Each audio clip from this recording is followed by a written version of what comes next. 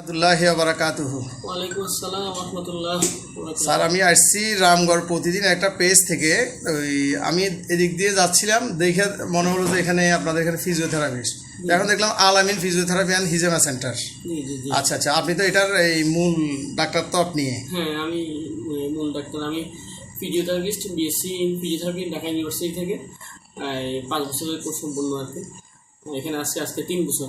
আচ্ছা আচ্ছা, আপনার এখানে কি কি কোন কোন রোগীকে আপনারা সেবা দিয়ে থাকেন, মানে কোন রোগীগুলো আপনাদের এখান থেকে ভালো হয় বা এই ধরনের? এখানে যে রোগীগুলো সেটা হচ্ছে মাস্কুলোস্কেলেটাল যে প্রবলেমগুলো, বিশেষ করে যাদের কোমর ব্যথা, ঘাড় ব্যথা, কনুই ব্যথা, পায়ের গোড়ালি ব্যথা, হাঁটু ব্যথা।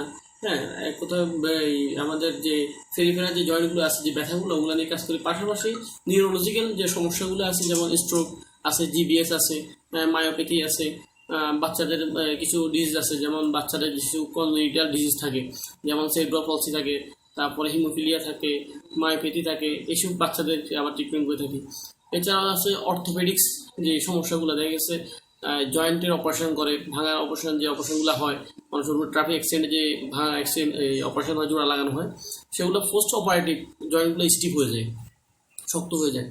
তো দেখা গেছে ওই শক্ত যে অপারেশন পর যে শক্ত জয়েন্ট হয়ে যায়, সেটা আবার পরবর্তীতে ফিজিওথেরাপি দিলে এটা আবার স্বাভাবিক হয়ে যায়।